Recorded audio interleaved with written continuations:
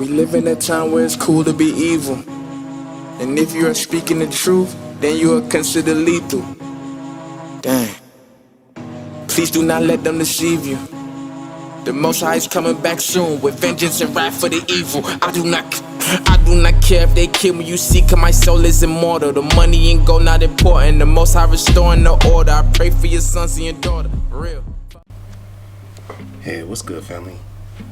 So this has been something that I wanted to get into for a while now, and I was just going back and forth about it, but I finally did a video on it. A lot of the information I'm going to get into today, my friend Tiffany, she really brought this out, and I think she was doing a lot of research and getting revelations on it when we were doing some of our older studies now, apparently a year ago. Doesn't seem like that long, but anyway. So I'm sure that some of this information probably came out during this series that we were doing. But anyway, oh yeah, by the way, if for those of you on Twitter, let's see, she's on Twitter as well. I can't remember her handle though.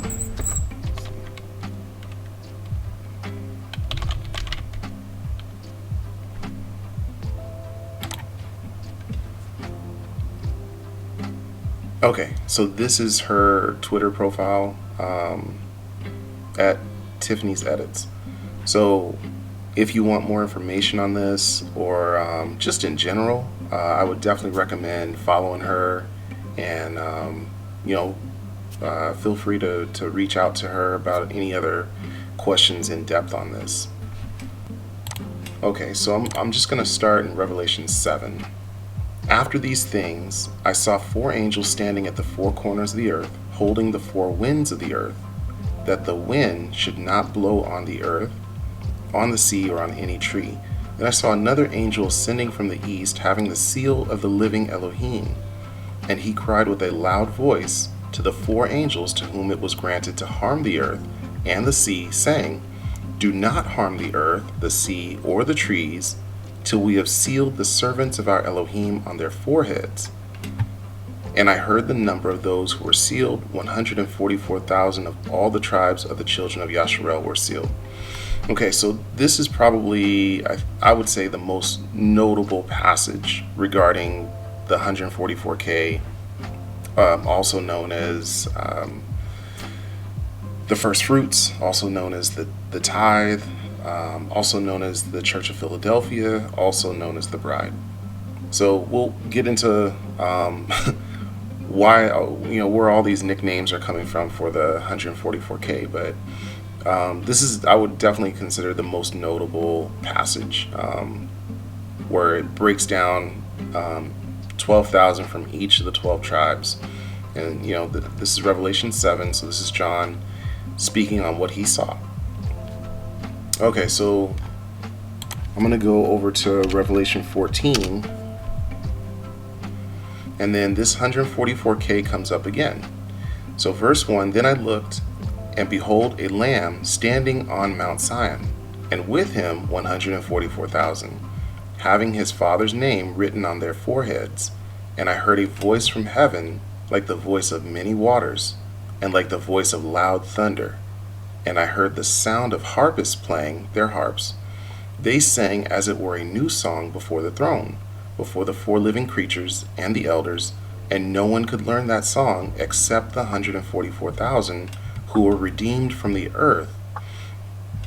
These are the ones who were not defiled with women, for they are virgins.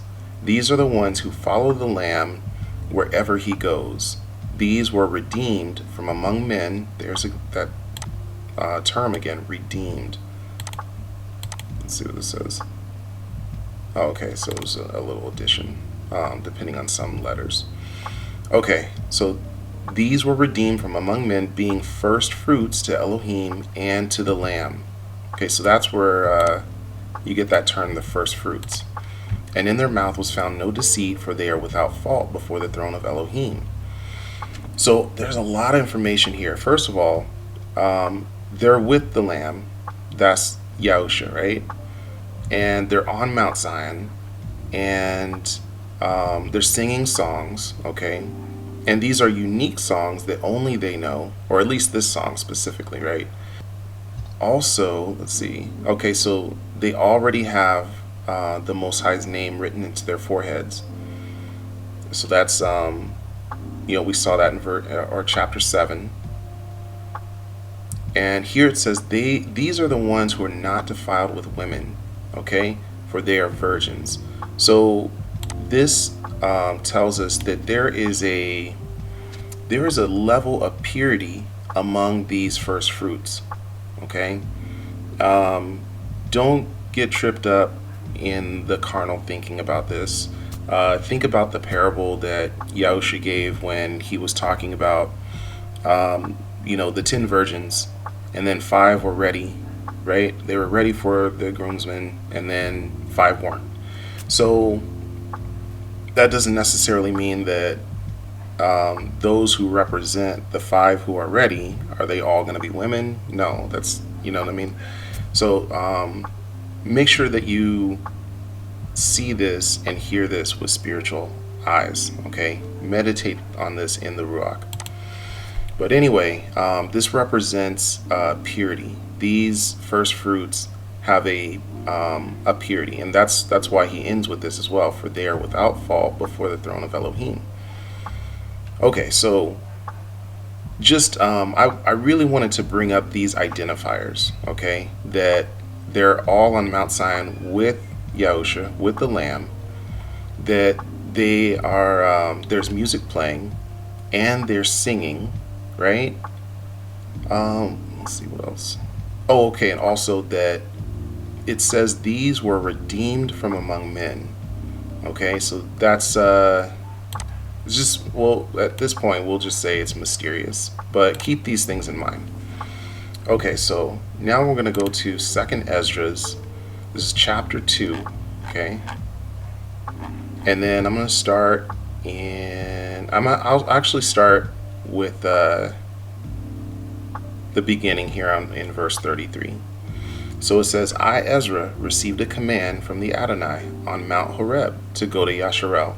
When I came to them, they rejected me and refused Yah's commandment. That sounds about right. Story of Yasharel throughout our history. Okay, so he came to his people first, and they rejected the Most High. That's why here it starts with therefore. Verse 34, therefore I say to you, O nations, that hear and understand. Okay, so now he's talking specifically to the nations of the earth. Wait for your shepherd. He will give you everlasting rest, because he who will come at the end of the age is close at hand. Be ready for the rewards of the kingdom, because perpetual light will shine on you forevermore. Flee from the shadow of this age. Receive the joy of your glory. I publicly call on my Savior to witness. Receive what the Adonai has entrusted to you and be joyful, giving thanks to him who has called you to the celestial kingdoms. Rise, stand erect, and see the number of those who have been sealed at the feast of the Adonai, who have been sealed. Interesting, right? Okay, so let's continue. Let me think. There was a video that I made that I went over this. I think it was from the role of Yasharel, but anyway, one of a prior video, I brought this up about this feast being like that great banquet that Yahusha brings up in the Gospels, which is also associated to it at the end of Revelation when John in his vision, there's an angel he's talking with. The angel's really excited. He tells him, come, I'm going to show you the bride of the Lamb. Okay? So those things go together. There's the bride of the Lamb, there's the wedding, and then there's the big banquet after. So okay, so that's why everybody's here. But I brought up in that video that the other nations, including the Gentiles, right? The righteous of the nations are the guests at the wedding. Okay, they're the guests at the banquet. So that's why he's saying this. So he's telling, remember, he's talking to the nations, rise, stand erect, and see the number of those who have been sealed at the feast of the Adonai. Those who have departed from the shadow of this age have received glorious garments from the Adonai. Again, this is like a mysterious statement here, okay, that departed from the shadow of this age, okay. Verse 40, take again your full number, O Zion, and close the list of your people who are clothed in white, who have fulfilled the law of the Adonai. The number of your children, whom you desired, is now complete. Implore the Adonai's authority that your people, who have been called from the beginning, may be made holy. Hallelujah. Okay, so let's continue. Verse 42, right? So it's already hinting, and notice, O Zion, right? Take again your full number, right? Because this is the bride. I, Ezra, saw on Mount Zion a great multitude that I could not number. Okay? On Mount Zion.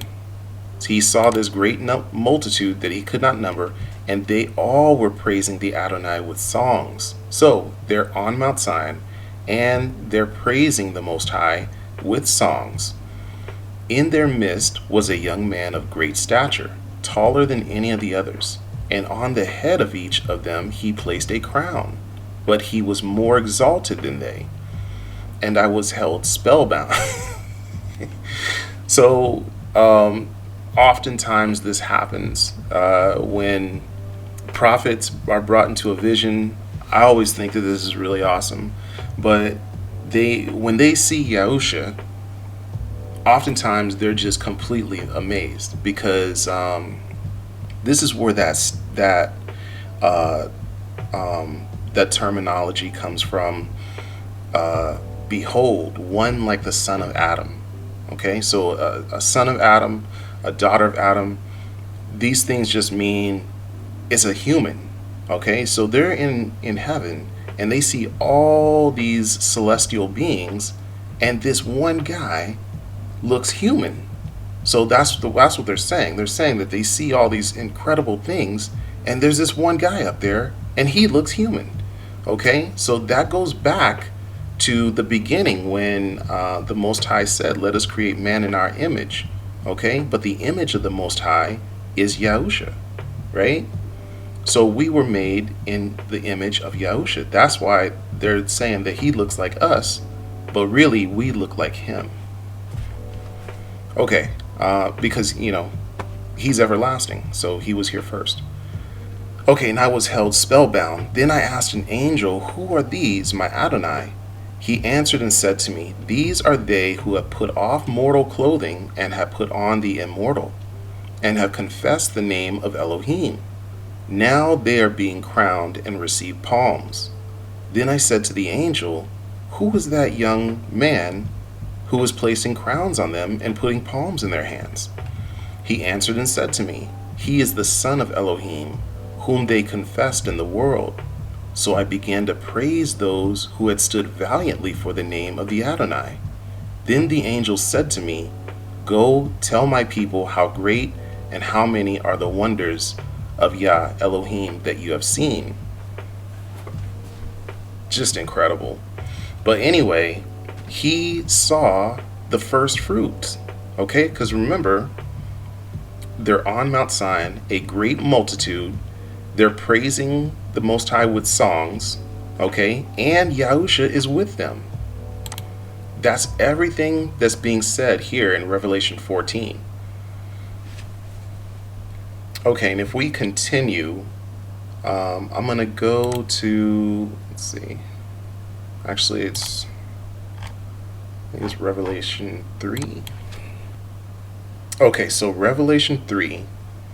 And I'll just start at verse 7. Okay, so the church in Philadelphia, right? These things says, he who is holy, he who is true, he who has the key of David, he who opens and no one shuts, and shuts and no one opens.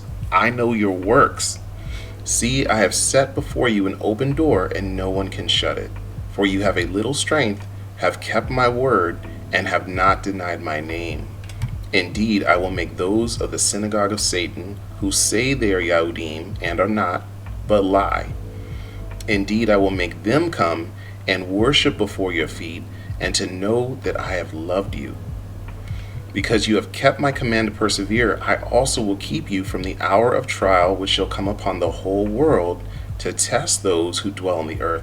Okay, so I'm going to keep going, but there's so much being said here. So this verse 9 has become very famous, infamous at this point, right? But I just want to bring this up for a couple reasons. When he says, I will make those of the synagogue of Satan who say they are Yahudim and are not, but lie. So clearly there's a counterfeit people, right? There's a counterfeit Jew or Yahudi. They say that they are, but they are not. And he says, I will make them come and worship before your feet, and to know that I have loved you. So we know from this statement that he's talking to Israelites. Okay, so this church of Philadelphia are Israelites.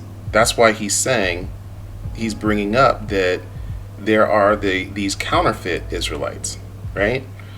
Okay, so one, he's talking about these counterfeits, and then verse 10, because verse 10 is also very famous.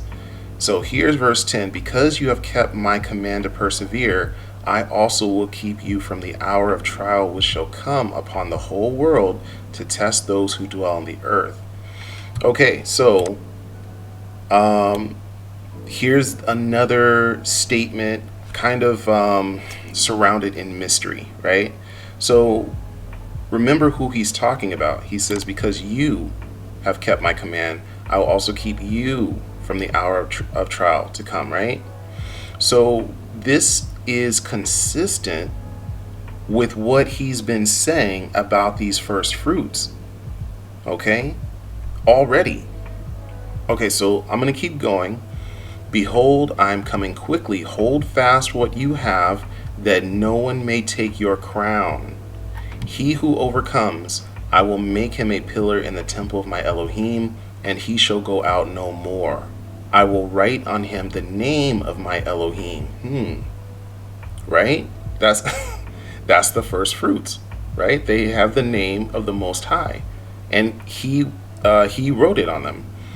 And the name of the city of my Elohim, the New Jerusalem, which comes down out of heaven from my Elohim, and I will write on him my new name. Okay? He who has an ear, let him hear what the Ruach says to the churches. Okay, so something else. Let me see where it was. That no one may take your crown. Okay? Hold fast what you have, that no one may take your crown. Remember in 2nd Esdras chapter 2, that was literally what we saw. He was literally handing out crowns to these people, right? To the first fruits. So there's a lot of hints in here that specifically are pointing at these first fruits. Okay? Now, if you're very familiar with Christianity, you may have noticed that because after this breakdown of who he's talking to, this verse 10 of Revelation 3 is problematic regarding the theology of the rapture. Okay? And I'm really bringing this out because you should think about that. I didn't bring this up in the tribulation of the Gentiles, but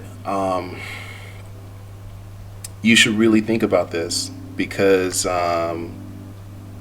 it's not going to happen according to how the Gentiles are thinking it will. All right?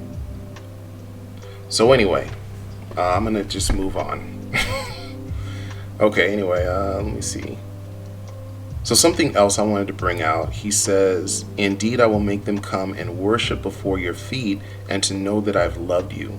Okay, so this is, where this is coming from is based off of, let's see, Genesis, what is this? Genesis 28, okay? So here, verse 18, then Yaakov rose early in the morning and took the stone that he had put at his head, set it up as a pillar, and poured oil on top of it. And he called the name of that place Bethel, but the name of that city had been Luz previously. Then Yaakov made a vow, saying, if Elohim will be with me and keep me in this way that I am going, and give me bread to eat and clothing to put on, so that I come back to my father's house in peace, then Yah shall be my Elohim. And this stone which I have set as a pillar shall be Elohim's house. And of all that you give me, I will surely give a tenth to you. Okay? So what did the Most High give Yaakov or Jacob? Okay? Jacob was given a nation. He became the patriarch of a nation of peoples. And more than that, the chosen nation that the Most High himself chose. Right? So when he says, I will surely give a tenth back to you, that's what he's talking about. It's not necessarily like the actual first fruits that come out of the earth, okay? The things that were done in the old covenant are they're all very symbolic, okay? So when the Most High is saying, I'm going to require my tithe, okay? Bring me my tithe. He's talking about his people. Okay, so the first fruits also represent the tithe of Yasharel. Okay, and that also makes sense of why they're being taken in a mysterious way before anyone else is taken. Okay, like we've been reading through these passages. So this is not about money or offerings, right? Which he mentioned once Yahusha got to earth. Once Yahusha got down to earth, he was really explaining the spiritual aspects and intentions of the Most High. So the Most High gave us these symbols in the Old Covenant, right? He gave us Passover, right? But now we understand, Passover and circumcision, these things really were spiritual things that we simply could not understand at the time. So he gave us physical customs accordingly, right? Okay, so he physically rained down bread for the Israelites to eat. So when Yahusha shows up, he tells them, I am the true bread of life. You eat of me, you will never hunger again. Okay? The Most High gave us Passover in the ancient days, where you better put this blood over your doorposts. That way, when the angel of Yah comes through, then you will not get destroyed, right? And so that's how we're protected now, by the blood of the Lamb that you put on the doorposts of your heart. Okay, so all these things were symbols. They were symbolizing what was to come. And it's the same thing with the tithe or the first fruits, okay? So those who are familiar with the concept of growing things, so if you have a field of, you're growing something, right, and some of it ripens early, it's like, oh, well, these ones are ready. You don't want to wait until everything else ripens, because those ones that that were ripe early, they'll be in a lesser state by then. So it makes sense that the 144K ripen early and then are, I guess, reaped from the earth. But I've really been trying to stay away from the R word, just from the warped theology of the term that's associated with rapture. Okay, but it definitely seems like they're going to be taken in a miraculous way. Okay, and I'm going to continue and get into what it looks like, how the first fruits will be taken. Something else that's associated with that, Revelation 3, where it says, indeed I will make them come and worship before your feet to know that I've loved you. So if we go back one chapter from Genesis, so we just looked at Genesis 28, Okay, and saw that that's where this tenth is coming from, or the tithe of the first fruit. Here's the blessing of Yaakov. Okay, so I'm going to read this. Surely the smell of my son is like the smell of a field which Yah has blessed. Therefore may Elohim give you of the dew of heaven, of the fatness of the earth, and plenty of grain and wine. Let people serve you, and nations bow down to you. Be master over your brethren, and let your mother's sons bow down to you. Cursed be everyone who curses you, and blessed be those who bless you. Okay, so where it says, let people serve you and nations bow down to you. Okay, just real quick for that, if you look at Isaiah 14, you see some of that coming to fruition. So here, this is Isaiah 14 verse 1. For Yah will have mercy on Yaakov, and will still choose Yasharel, and settle them in their own land. The strangers will be joined with them, and they will cling to the house of Yaakov. Then people will take them and bring them to their place. Okay, so this portion here, reference that to Isaiah 60.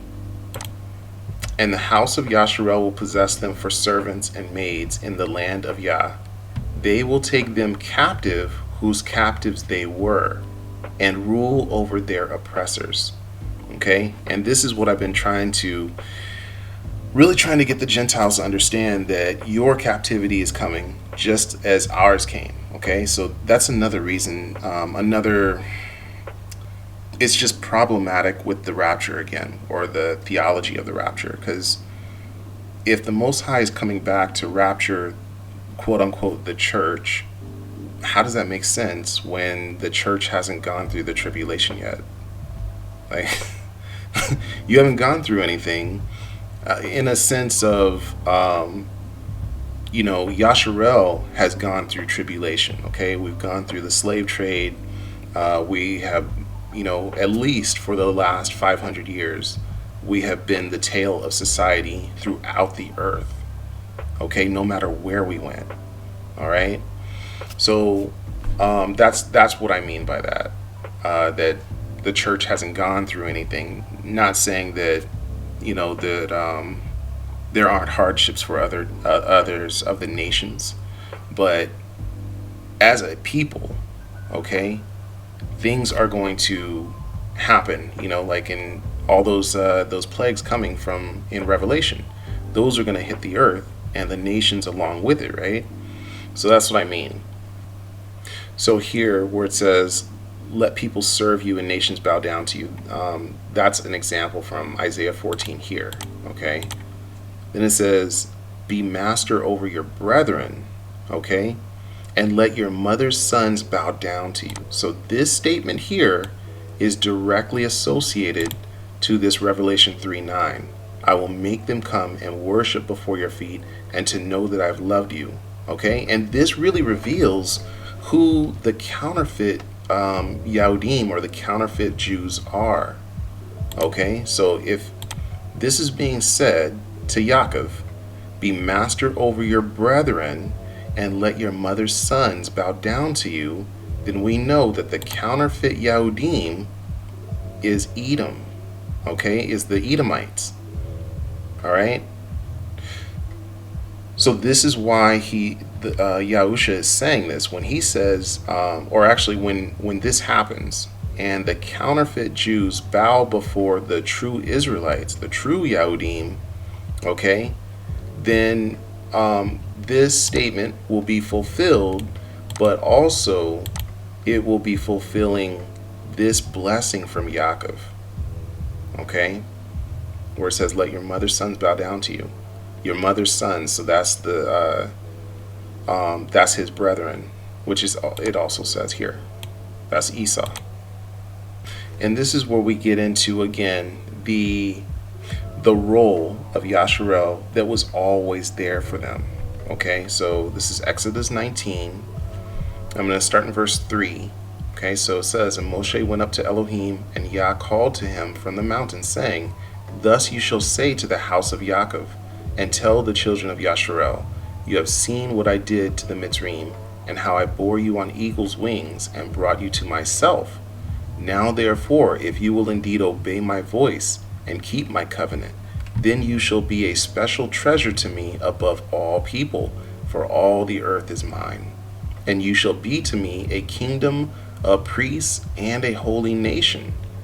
These are the words which you shall speak to the children of Yasharel, right? So, to the lineage.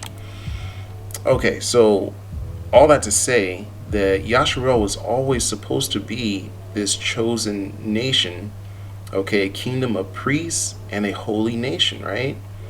So when we go to Revelation 5, okay, so this is John, and I'm going to start in verse 8. It says, now when he had taken the scroll, the 4 living creatures and the 24 elders fell down before the Lamb, each having a harp and golden bowls full of incense, which are the prayers of the Kodashim. And they sang a new song, saying, you are worthy to take the scroll and to open its seals, for you were slain. Okay, so this is clearly Yahusha they're talking about. And have redeemed us to Elohim by your blood out of every tribe and tongue and people and nation. Okay, so here we see that these who sang this, let's see, they sang a new song. Okay, so this is the 24 elders. So these 24 elders that are singing this song, saying out of every tribe and tongue and people and nation, they must have been part of the diaspora of the Israelites. Okay, then he says, and have redeemed us, redeemed, there's that term again. Okay, so these 24 elders must be of the first fruits, who were also redeemed of the earth, right? And have redeemed us to Elohim by your blood out of every tribe and tongue and people and nation, and have made us kings and priests to our Elohim. That's exactly what he said in Exodus 19, right? And we shall reign on the earth. Okay, so again, this is consistent. Go back to Daniel 7. It is very clear that the Kodashim reign over the earth. Okay, that this nation of kings and priests. Okay, that's why the Yahusha is the King of Kings, because his nation is a nation of kings and priests. It's a holy nation. Okay, and that holy nation, which I talked about in another video, going over the new kingdom, the kingdom to come. All right, when it comes down here, that the nation of Yasharel will rule over the rest of the nations, okay, in righteousness. Okay, so if they're going to be redeemed from the earth, let's go to Matthew 24. Okay, so Matthew 24, I'm going to start in verse 29. Okay, immediately after the tribulation of those days, the sun will be darkened, and the moon will not give it its light. The stars will fall from heaven, and the powers of the heavens will be shaken. Then the sign of the Son of Man will appear in heaven, and then all the tribes of the earth will mourn. And they will see the Son of Man coming on the clouds of heaven with power and great glory, and he will send his angels with a great sound of a trumpet, and they will gather together his elect, his chosen ones, from the 4 winds, from one end of heaven to the other. Okay, so this sounds like how the first fruits will be taken. Okay, he will send his angels. Okay, so they're gonna come with the chariots, with what people consider UFOs. Okay, I don't know if they're gonna look exactly like those. This is just my opinion, but I think the majority of the UFOs that we see in the sky are probably of the fallen. It's probably the fallen's technology. So I wouldn't be surprised if the heavenly chariots look a little different. But in any case, they're not going to have wings, right? Like, if the fallen's technology is hundreds of years, beyond anything we can understand, imagine what the super kingdom of, above us has in store and what they're using. So it's going to be something, these chariots are going to be some sort of completely superior crafts, And I would suspect that the nations will probably end up attacking them. So anyway, I'm expecting this to for them to say that there was some sort of alien invasion. Okay, that's what it's going to seem like. That's why they already have everybody programmed to think of aliens when you see these crafts, right? So it's not going to happen the way that the Gentiles are thinking, and the church is not going to be raptured. Okay, that's why you see when John looked under the throne and he saw, an innumerable multitude from all the nations, right? And those were righteous. So they ended up dying for their faith. So that's the whole point of the tribulation coming to the Gentiles and the rest of the nations. All right. So in the tribulation, after Yasharel's tribulation, right? Ours is ending. The tribulation for the world is now beginning, and in this tribulation for the world is going to reveal the true church. Okay? There's a lot of people who say they love Jesus, but they don't show it in loving his people. Okay? You cannot have the king and despise the king's people. So we will see who truly loves Yahusha. All praises to the Most High Yah and to the Lion of Yehuda. Peace, family.